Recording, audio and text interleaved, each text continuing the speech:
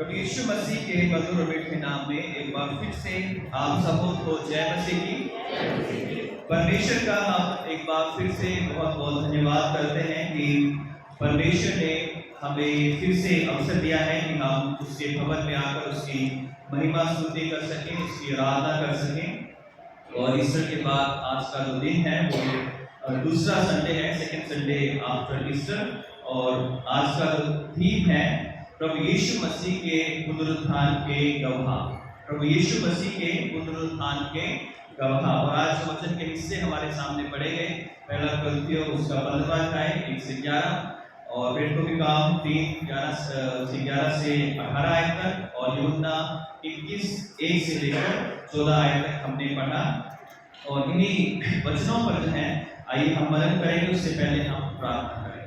प्यारे खुदा यीशु मसीह एक बार फिर से हम बड़ी दीनता नम्रता के साथ आपके चरणों में आते हैं।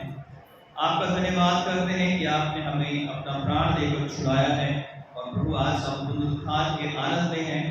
पिता परमेश्वर, जिस तरह चेलों के पास आप आए, उन्हें आनंदित किया, उसी तरह प्रभु आप हमारे जीवन में आए हैं और हमें अपना आनंद और अपनी करुणा दी है। खासकर प्रभु जब हम आज आपके वचन पर मनन करते हैं, हे पवित्र आत्मा, हम आपकी सामर्थ, आपकी उपस्थिति, आपका मार्गदर्शन चाहते हैं। प्रभु जब हम इस वचन को बोलें तो पिता परमेश्वर हम अपनी ओर से ना बोलें पिता, बल्कि आपके पवित्र आत्मा में होकर आपके वचन को बांट सकें और सुनने वालों को आशीषित कर, ताकि वो प्रभु आपके वचन को आत्मा और सच्चाई से ग्रहण करें और प्रभु इस वचन के द्वारा अपने जीवन को पिता परमेश्वर आपके हाथों में सौंप दें। सारा आदर महिमा जलाल आपको देते हैं। इस पूरी आराधना को आपके हाथों में सौंपते हैं। प्रार्थना उद्धार करता यीशु मसीह के नाम से मांगते हैं, आमीन। प्रभु यीशु मसीह का जो पुनरुत्थान है वो संसार की एक अद्भुत और एक महान घटना है, जो कि पूरे संसार के लिए बदलने वाली या कलीसिया को स्थापित करने वाली और प्रभु यीशु मसीह के पुनरुत्थान की गवाही को पूरे संसार में पहुंचाने वाली है। क्योंकि प्रभु यीशु मसीह का जो पुनरुत्थान है वो एक महान घटना थी, जो कि हिस्ट्री में जो है इसको हम देखते हैं कि प्रभु यीशु मसीह के जन्म और उसकी मृत्यु के साथ साथ जो हमारी हिस्ट्री भी है वो चलती है, जिसे हम AD और BC के नाम से जो है हम जानते हैं। जब भी हम हिस्ट्री पढ़ते हैं, डेट्स को पढ़ते हैं, तो प्रभु का धन्यवाद करते हैं कि जब प्रभु यीशु मसीह जी उठे तो बार बार अपने चेलों को दिखाई दिए। जबकि चेले जो थे वो बड़े निराश से तलाश में, मैंने बताया कि किस तरह से वो डर के मारे, भयभीत होकर, निराशा में होकर जो है वो अपने अपने जो है घरों में जाने की योजनाएं बनाने लगे, अपने अपने कामों पर जाने की योजना बनाने लगे। और यीशु मसीह जो है लगभग 12 बार 40 दिनों में चेलों को दिखाई दिए। लगभग 12 बार अलग अलग जगहों पर प्रभु यीशु मसीह चेलों को दिखाई दिए। और एक ही रीजन था बार बार दिखाई देने का, कि चेलों को दृढ़ किया जाए। क्योंकि चेले जो थे वो सब कुछ जो देखकर जो हुआ था, अभी भी वो विश्वास नहीं कर पा रहे थे। अभी भी उनके मन में बहुत सारे डाउट्स थे और अभी भी जो है वो सोच रहे थे कि अब सब कुछ खत्म हो गया है, अब हम क्या करेंगे, क्या नहीं करेंगे। तो जब हम यूहन्ना 21वां अध्याय पढ़ते हैं तो हम वहां पर देखते हैं कि पतरस और अन्य 6 चेले जो थे वो वापस वहीं चले जाते हैं, वही काम करना शुरू कर देते हैं जो जहां से प्रभु यीशु मसीह ने उन्हें बुलाया था। अक्सर जो प्रभु यीशु मसीह के जो चेले थे, पतरस, यूहन्ना, याकूब, ये सब जो है मछुआरे थे, हम बाइबल पढ़ते हैं।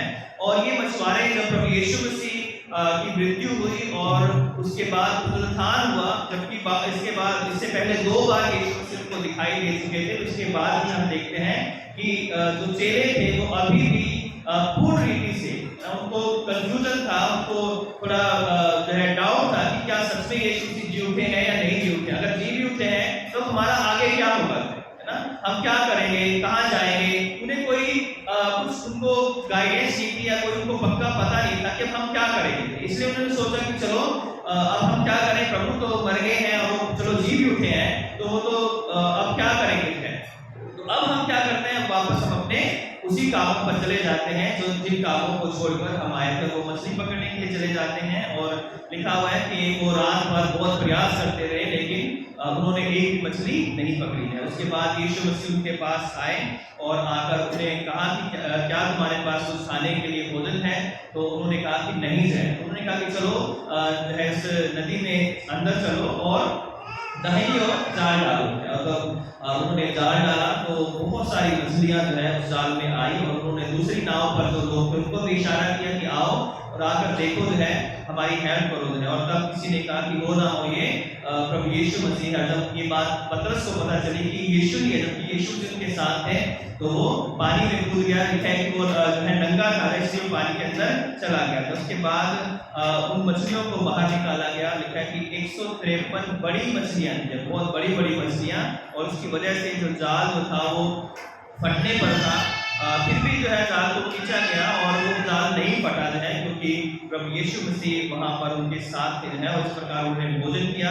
उसके बाद लिखा है कि तीसरी बार यीशु मसीह चेलों को दिखाई दिया जाए। तो इसी वचन पर हम और अन्य जो हिस्से हमने पढ़े हैं उस पर हम मनन करेंगे।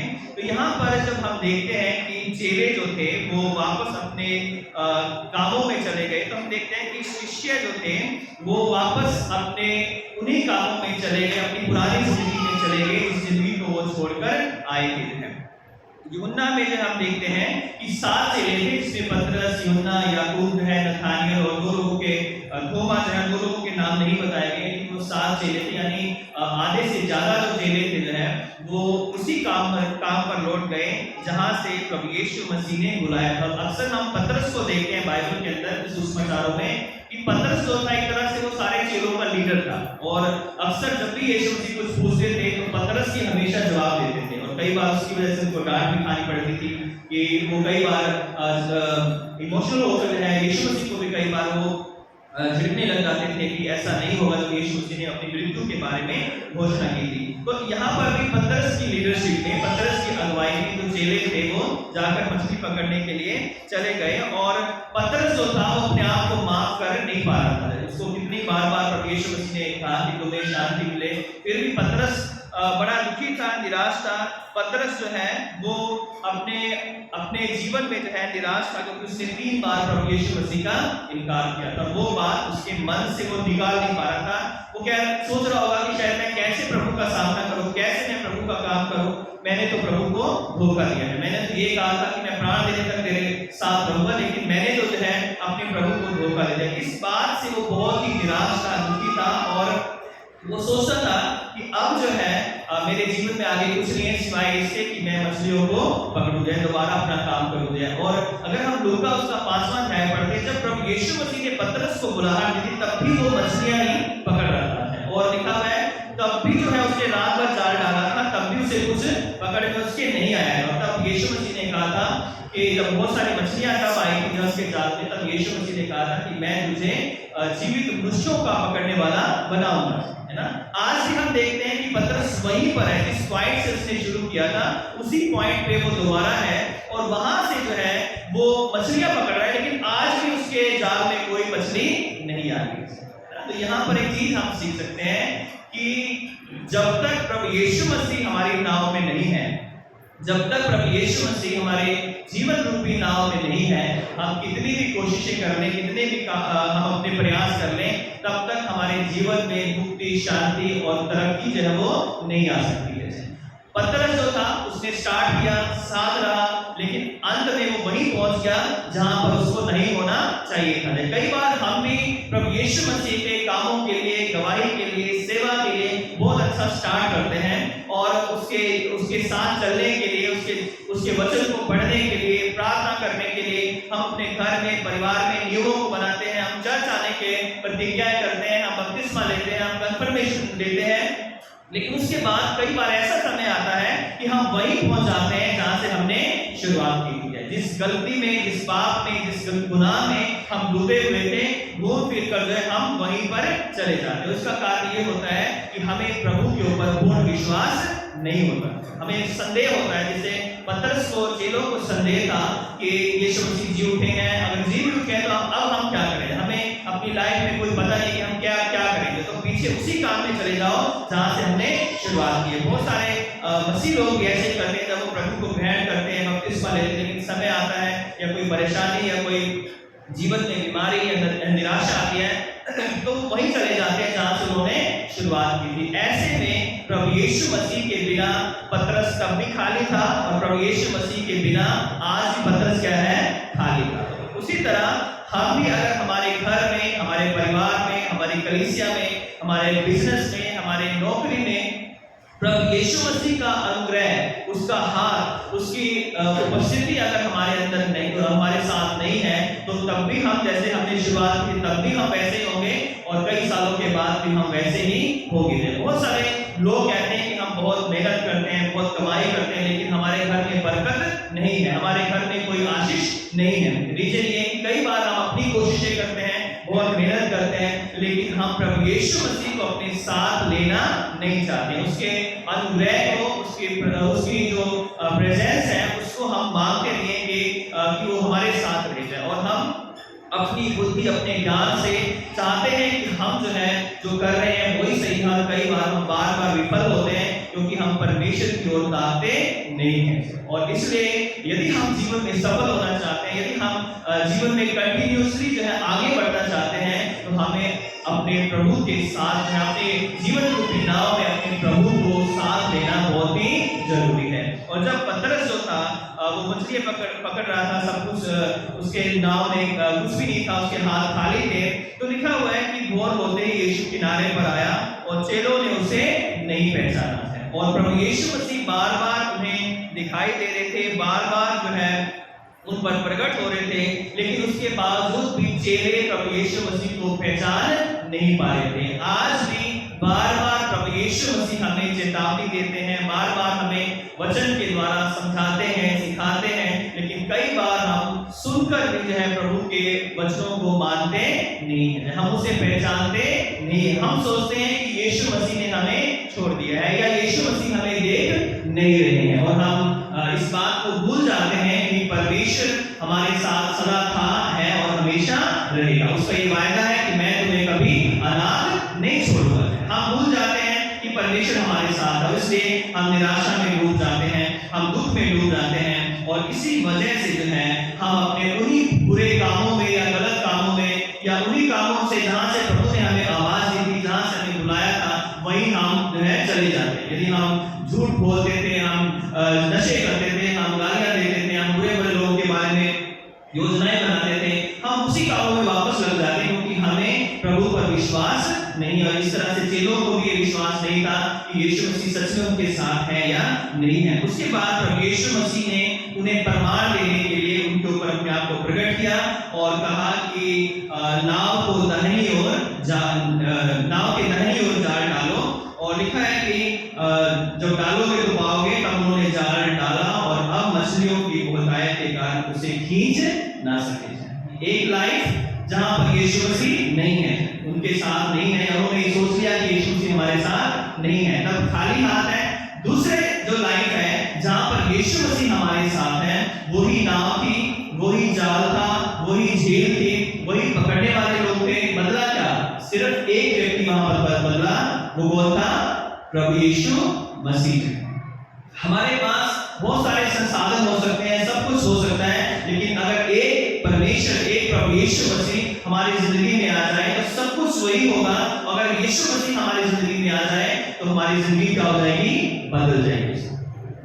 सब कुछ वही था, वही नाव थी, सब कुछ वही था, लेकिन जब यीशु मसीह उनकी जिंदगी में आ गए तो उनका जो बिजनेस था, जो उनका मछलियां पकड़ने का जो एक काम था, उस काम में ऐसी बरकत आई, ऐसा अनुग्रह आया कि जहां तो एक भी मिल रही थी और वहां पर उसके बाद कितनी मिली? 153, वो भी बड़ी मछलियां। तो जब परमेश्वर हमारे साथ होता है तो हमें ऐसी बड़ी आशीषें देते हैं जो हमारी आंखों ने कभी नहीं देखी, हमारे कानों ने नहीं सुनी और ना हमारे मन में कभी आई जाए। वो आशीषें हम अपने व्यक्तिगत जीवन में, अपने परिवार में, अपने कलीसिया में उन आशीषों को हम देखने पाएंगे जब प्रभु यीशु मसीह हमारी नाव में होंगे। जब प्रभु यीशु मसीह हमारे घर में होंगे, जब प्रभु यीशु मसीह हमारे जीवन में होंगे, तो हमारे जीवन में भी ऐसी ऐसी आशीषें हमें मिलेगी जिनके बारे में हम कभी सोच भी नहीं सकते। कई बार हम सोचते हैं कि क्या हम कभी साइकिल ले पाएंगे, है ना, क्या हम कभी स्कूटर ले पाएंगे, क्या हम कभी बाइक ले पाएंगे, और परमेश्वर बड़ी बड़ी गाड़ियां हमारे घर में लाकर खड़ा कर देता है। क्या हम कभी घर ले पाएंगे? परमेश्वर अच्छे से अच्छे घर लेने के लिए हमारी सहायता करते हैं। क्या हम हमारे बच्चे जो है पढ़ लिख पाएंगे? क्या वो अच्छी ट्रेनिंग कर पाएंगे? क्या उन्हें अच्छी जॉब्स मिलेंगी हैं? और हम सोचते रहते हैं कि क्या पता नहीं होगा या नहीं होगा, लेकिन जब हम प्रभु यीशु मसीह पर विश्वास करते हैं तो परमेश्वर हमारे बच्चों को वहां पहुंचा देता है जहां पर हमने कभी कल्पना भी नहीं की। परमेश्वर हमें उन लोगों के साथ उन जगहों पर पहुंचा देता है जहां पर बड़े बड़े लोग जो है कामना करते हैं कि वहां ऐसे लोगों के साथ बैठे उठे और रहे हैं, और वो अपने जीवन में नहीं कर पाते। लेकिन परमेश्वर के जो लोग हैं, जो उन पर भरोसा रखते हैं, जब यीशु मसीह की नाव में होते हैं तो जो भी जहां पर वो जाल डालते हैं उसमें जो है उस नाव वो जाल क्या हो जाता है, भर जाता है। इसी तरह जो है मेरे और आपके जीवन में प्रभु यीशु मसीह जब आते हैं तो हमारा जीवन भी आशीषों से भर जाता है। उसके बाद हम फिर देखते हैं कि इसलिए उस चेले ने जिससे यीशु प्रेम रखा था पतरस से कहा कि यह तो प्रभु है। शमौन पतरस ने यह सुनकर कि प्रभु है कमर में लटका लिया, क्योंकि वह नंगा और झील में कूद पड़ा है। और पतरस होता है, जैसे मैंने बताया, कि वो बहुत जल्दबाजी करने वाला व्यक्ति था। हर बात में प्रभु यीशु मसीह को एकदम से जवाब देने वाला। आज भी जो है जब उसे पता चला कि यीशु मसीह है, उसने एकदम से पानी के अंदर छलांग लगा दी है। और कई बार जो है हम भी जो है यहाँ पर हम देख नहीं पाते कि हम भी कई बार आत्मिक रीति से हमारे जीवन में नंगापन होता है। आत्मिक रीति से जो आशीषें या जो लाइफ हमारी होनी चाहिए वो हम उस आत्मिक लाइफ को जो है जी नहीं पाते हैं, और इसलिए हमें प्रभु से छिपना पड़ता है, क्योंकि पाप हमारी जिंदगी में पाया जाता है। उसके बाद हम देखते हैं कि जो पतरस था, जो हमेशा प्रभु यीशु मसीह से जो है यीशु मसीह के सामने अक्सर जो है वो जल्दी से जवाब दिया करता था, उसके बाद उसको जो है परमेश्वर ने आशीषित किया। अगर हम इसके आगे का हिस्सा पढ़ें तो जैसे पतरस ने 3 बार यीशु मसीह का इनकार किया था, उसी तरह यीशु मसीह ने 3 बार उससे दोबारा से अंगीकार करवाया है। उसने कहा कि क्या तुम मुझसे प्रेम रखते, शमौन यूहन्ना के पुत्र, क्या तुम मुझसे प्रेम रखता है? 3 बार प्रभु यीशु मसीह ने उससे पूछा। उसने कहा कि हाँ प्रभु, तू जानता है कि मैं तुझसे प्रेम करता हूँ। फिर प्रभु यीशु मसीह ने कहा कि मेरी भेड़ों की रखवाली कर। एक बार कहा कि मेरी भेड़ों को चरा है। तो इस तरह से प्रभु यीशु मसीह ने 3 बार उससे अंगीकार करवाया, और उसके अंदर जो दोष भावना थी, जो उसके अंदर एक आत्म ग्लानि थी कि मैंने प्रभु को धोखा दिया है, उस दोष भावना को प्रभु यीशु मसीह ने दूर किया। और उसके बाद हम देखते हैं कि प्रभु यीशु मसीह उनके साथ भोजन करते हैं, उनके साथ रहते हैं। और अब ये तीसरा समय था जब यीशु मसीह उनको दिखाई दिए, और जब तीसरी बार यीशु मसीह उनको दिखाई दिए, उसके बाद और भी अन्य चेलों को दिखाई दिए प्रभु यीशु मसीह। उसके बाद प्रभु यीशु मसीह 12 बार टोटल जो है दिखाई दिए, और 40 दिन के बाद यीशु मसीह स्वर्ग में उनके सामने देखते हुए उठा लिए गए।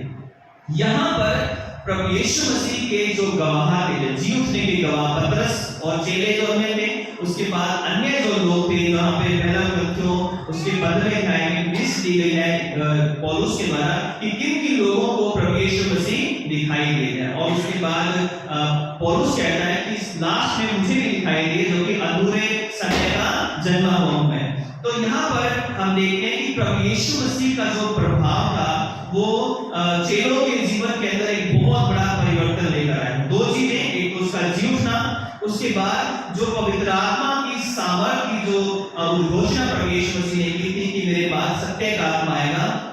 उसके बाद हम देखते हैं कि पतरस, वही पतरस जो इनकार करने वाला था, वही पतरस जो डरने वाला था, वही पतरस जो कि वापस अपने काम में जाने वाला था, मसीहों को पकड़ने वाला था, वही पतरस जो था उसका जीवन पूरी तरह से परिवर्तित हो गया। जब यीशु मसीह को उसने पूरी तरह से जान लिया, जी उठे यीशु को उसने बार-बार देख लिया, यही यीशु मसीह का उनको बार-बार दिखाई देने का कारण था, ताकि चेलों को ये विश्वास हो जाए, क्योंकि चेले वो लोग थे जिनको अब जो है प्रभु यीशु मसीह के कार्य को आगे बढ़ाना था। और जब पतरस ने तीसरे अध्याय में हम देखते हैं कि एक बीमार को चंगा किया।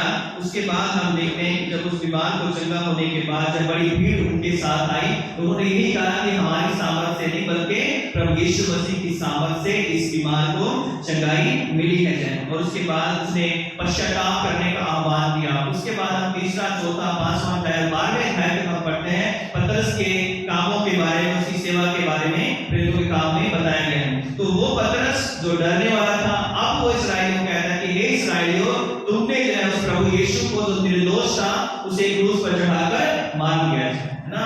तुमने जो है उस निर्दोष के लहू को बहाया है। अब वही पतरस यीशु मसीह के झूठने की सामर्थ के द्वारा ऐसा गवाह बन गया कि उसके प्रचार से पहले ही दिन जो है 3000 लोगों ने बपतिस्मा ले लिया है। और यही पतरस था जिसको यीशु मसीह ने कहा था कि तू पतरस है, मैं उस पर क्या करूंगा, अपनी कलीसिया की स्थापना करूंगा। और इसी पतरस के पहले प्रचार के द्वारा 3000 लोगों ने बपतिस्मा लिया। और जब बपतिस्मा लिया तो वहां पर जो है पूरे यरूशलेम में हलचल मची। और उन 3000 लोगों और उन चेलों ने, 12 चेलों ने, बाद में और चेलों में ऐड किया गया था, तो उन चेलों के प्रचार से आज पूरी दुनिया में प्रभु यीशु मसीह का नाम फैल गया। आज ऐसी कोई जगह नहीं है जहां पर यीशु मसीह को लोग नहीं जानते। कुछ लोग डायरेक्टली जानते हैं और कुछ लोग इनडायरेक्टली भी जानते हैं ना। जहां भी हम किसी भी देश में जाएंगे, जहां पर भी डेट लिखेंगे, वो डेट जो है इस बात की गवाह है कि यीशु मसीह जो है एक हिस्टोरिकल व्यक्ति थे और वो प्रभु थे, वो आए और जी उठे जो है और वापस वो स्वर्ग में जो है चले गए। क्योंकि किसी भी हम देश में जाएंगे, जहां पर भी हम डेट लिखेंगे, अगर हम आज की डेट लिखेंगे तो हम एडी लिखते हैं ना, आज की डेट। तो किसी भी देश में जाएंगे तो वहां पर भी डेट यही चलती है, बीसी और एडी। बड़ी बड़ी हम हिस्ट्री किताबें पढ़े, सब जगह बीसी एडी आपको हिस्ट्री में मिलेगा।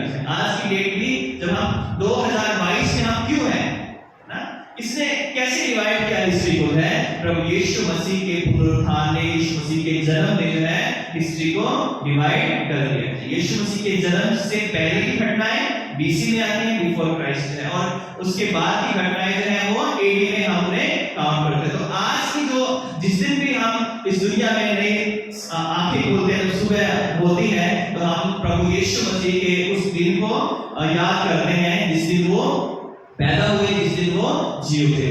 तो यहाँ पर हम देखते हैं कि जो हिस्ट्री है वो यीशु मसीह की गवाही को देती है कि वो जी उठे हैं। तो आज मैं और आप ऐसे जीवित परमेश्वर की आराधना करते हैं, उसकी महिमा करते हैं जो हमारे बीच में हमेशा रह रहे हैं। और जब हम परमेश्वर के भवन में आते हैं तो हम उस प्रभु के लिए कुछ ना कुछ लेकर आते हैं ना। हम अपना धन्यवाद लेकर आते हैं, हम अपनी स्तुति लेकर आते हैं, जब हम गीत गाते हैं, वर्शिप करते हैं, तो हम इसके द्वारा हम क्या करते हैं, परमेश्वर की आराधना करते हैं। हम अपनी ऑफरिंग्स लेकर आते हैं, इन सब के द्वारा हम अपने जीवित परमेश्वर को कुछ देने के लिए आते हैं।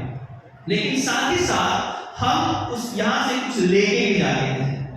ये सब गीत जब हम गाते हैं, हम म्यूजिक बजाते हैं, हम ताली बजाते हैं, हम अपने होठों के द्वारा स्तुति करते हैं, तो हम दे रहे हैं प्रभु यीशु मसीह को, हम महिमा आदर स्तुति दे रहे हैं। लेकिन हम लेके क्या जाते हैं, हम उसके पवित्र वचन को यहाँ से लेकर जाते हैं।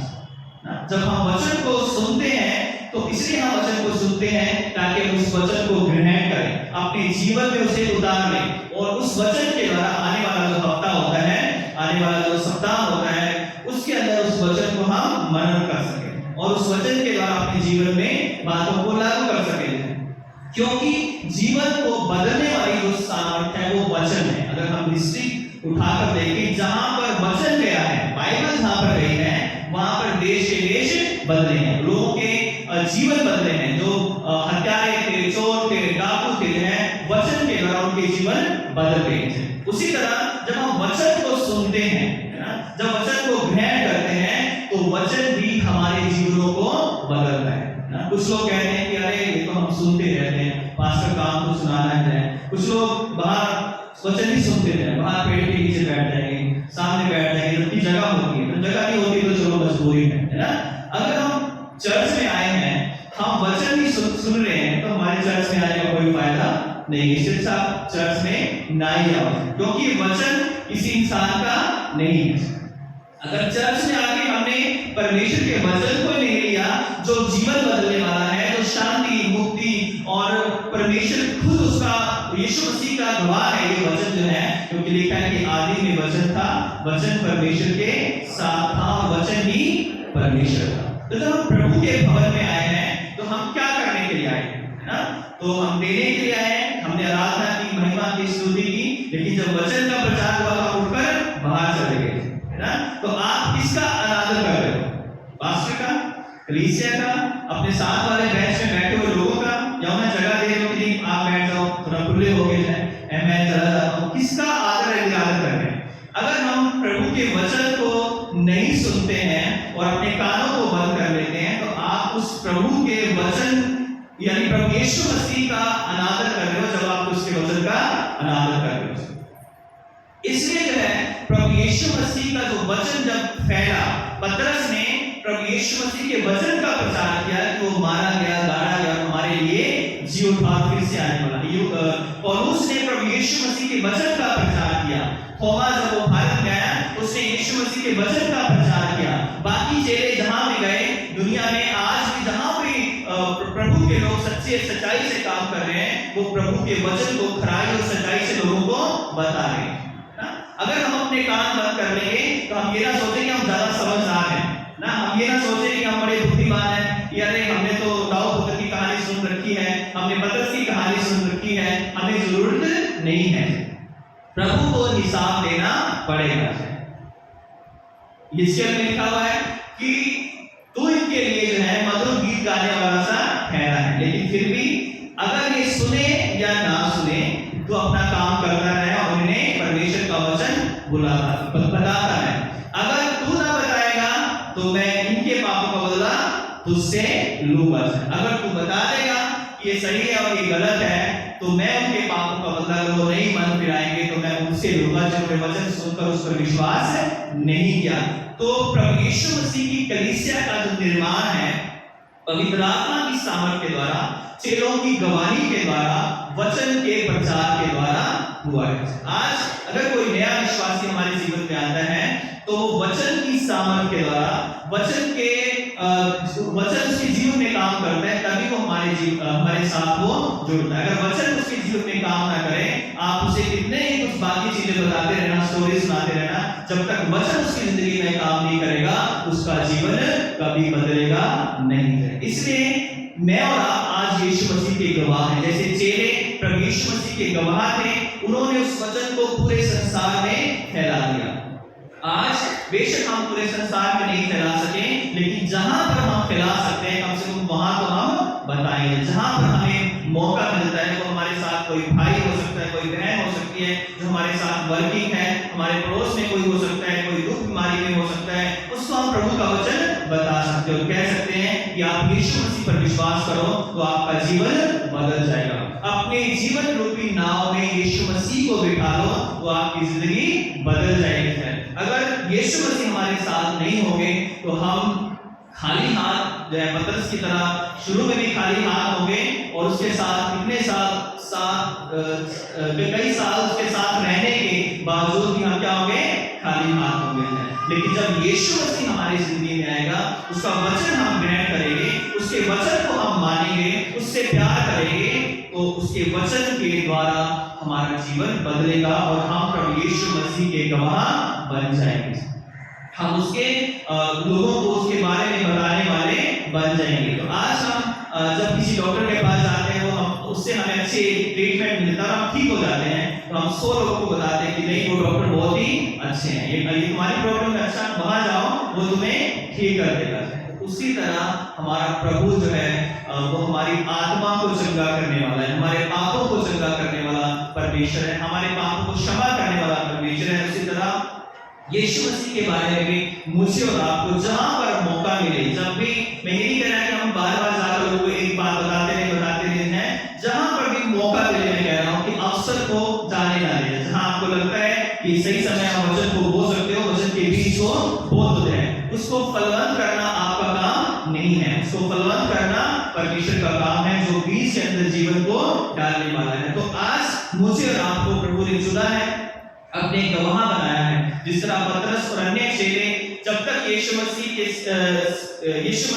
उनके साथ नहीं था, तब तक वो खाली हाथ थे। लेकिन जब यीशु मसीह उनके पास आए, पवित्र आत्मा की जिंदगी में आया, तो वो संसार को बदलने वाले हो गए। आज मुझे और आपको भी परमेश्वर ने संसार को बदलने वाला बनाया है। आप परमेश्वर के चुने हुए लोग हो, हम परमेश्वर के द्वारा संसार से अलग किए हुए लोग हैं। हम परमेश्वर के बेटे बेटियां हैं, हम महायाजकों का समाज है, हम पवित्र किए हुए लोग हैं, हम प्रभु यीशु मसीह के प्रिय लोग हैं। तो आज मेरी और आपकी जिम्मेवारी दूसरे लोगों से ज्यादा है, क्योंकि उसने हमें चुना है। तो परमेश्वर मेरे और आपकी सहायता करें कि हम भी जो है उन्हीं पुराने कामों में ना जाएं जहां से हम बाहर निकाले गए हैं, उन्हीं चीजों को हम दोबारा ना करें जहां से हमने मुक्ति पाई है, उद्धार पाया है, बल्कि नई सृष्टि बनकर प्रभु यीशु मसीह के वचनों से, उसकी आराधना से जो है हम प्रेम करें, उससे प्रेम करें, उसके वचनों से प्रेम करें और उसकी गवाही दें। क्योंकि जब हम गवाही देते हैं तो वचन फैलता है और वचन लोगों के जीवनों को बदलता है। तो मुझे और आपको पृथ्वी के गवाह बनाया गया। इसलिए प्रेरितों के काम उसका पहला अध्याय उसके 8 आयत में लिखा है कि जब पवित्र आत्मा तुम पर आएगा, तुम सामर्थ पाओगे और यरूशलेम और सारे यहूदिया और सामरिया में और पृथ्वी के छोर तक मेरे गवाह होंगे। तो मैं और आप भी आज गवाह हैं। हमें प्रभु यीशु मसीह ने गवाह बनाया है, तो अपने गवाह के रोल को हमें अदा करना है और सच्ची गवाही हमें देनी है कि यीशु मसीह हमारा उद्धार करता है, वो जीवित है और वो जीवन बदलने वाला है। हम कह सकते हैं उसने मेरे जीवन को बदला है, वो आपके जीवन को भी बदल सकता है। आइए प्रार्थना करें। प्यारे खुदावंद यीशु मसीह, हम आपका धन्यवाद करते हैं कि आपने हमें ये वचन दिया है जिसके द्वारा हम आपको जान सकते हैं पिता, आपकी इच्छा को जान सकते हैं, आपके उद्धार को, आपकी मुक्ति को, आपकी शांति को, आपके पिता परमेश्वर आश्वासन को हम प्रभु यीशु मसीह जान सकते हैं। किस तरह हर दुख में, हर तकलीफ में, हर परेशानी में आप हमारे साथ हैं। हे दयावान परमेश्वर, जो वचन बोए गए हैं वो 100 गुना फल लेकर आए। होने दें कि हम आपके वचन को तुच्छ ना जाने, क्योंकि प्रभु यीशु मसीह जो आपके वचन को सुनकर इसे ग्रहण करता है, वो बुद्धिमान मनुष्य के समान है जिसने अपना घर चट्टान पर बनाया। आंधी आई, बारिशें आई, तूफान आए, लेकिन उस घर को गिरा नहीं सकी। होने दें प्रभु, हम भी आपके वचन से प्रेम करें और वापस वहीं ना लौट जाएं जहां से आपने हमें खींच कर बाहर निकाला है पिता। हम ऐसे कोई काम ना करें जिससे पिता परमेश्वर आपके नाम की बदनामी हो पिता। होने दें हमारा जीवन पवित्र हो और शुद्ध हो और तेरी इच्छा के अनुसार हो। सारा आदर, सारी महिमा, सारा जलाल हम आपको देते हैं। पूरी कलीसिया को आपके हाथों में सौंपते हैं। पिता परमेश्वर सबको आशीषित कर प्रार्थना उद्धार करता यीशु क्रिस्त के नाम से मांगते हैं, आमीन। आप सबों को जय मसीह की।